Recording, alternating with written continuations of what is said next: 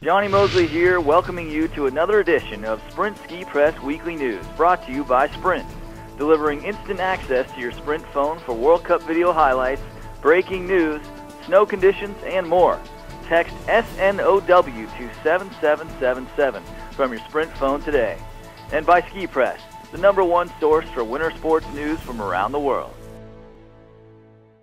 Hi, I'm Amy Quigley, and welcome to the Sprint Ski Press Weekly News for the weekend of December 27th. Santa was certainly good to the Alpine team this year when he gave some early gifts to the men while in Val Gardena, Italy last weekend. On December 20th, they had a record-setting day. Bodie Miller, who is the reigning World Cup overall champion, took the #2 spot in the downhill. Mark O'Sullivan came in 4th. Eric Fisher was in 7th. Steve Nyman came in 9th, and TJ Lanning in 10th place. If that wasn't enough, Scott McCartney came in 15th. This was the first ever World Cup where 5 U.S. men have finished in the top 10.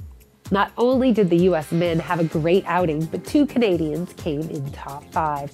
Austrian Michael Walchhofer won.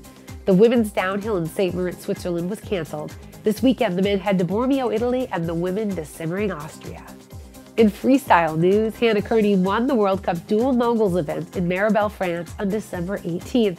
Although Kearney was the 2005 Moguls World Champion, this was her first victory in 3 years. It was also her first win in the Dual Moguls discipline. If you live in the South, we'll fill you in on what's been going on in the mountains. It's been snowing a lot in ski country, setting resorts up for some epic conditions throughout this holiday period. Recently, Washington State received some greatly needed snow. It allowed Stevens Pass Winter Resort to open on December 18th. And leading up to last weekend, Washington's Crystal Mountain received about 1.5 feet of snow in a 72-hour period. In California's Lake Tahoe, it's been dry up until only a few weeks ago, and now it's finally snowing. In fact, North Star at Tahoe reports over 58 inches in a 7-day period.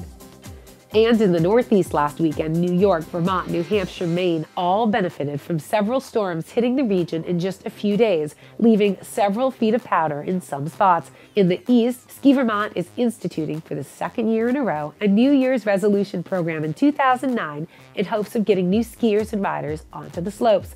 All first-time skiers and snowboarders can choose from a dozen of Vermont resorts to get a free lesson. That's all for this week's Sprint Ski Press Weekly News. The skiing and riding is great out there, so ring in the new year in snow country. And until next time, I'll see you on the slopes. Thanks for watching the Ski Press Weekly News, brought to you by Sprint. And for more information, log on to skipressworld.com, the #1 source for winter sports news from around the world.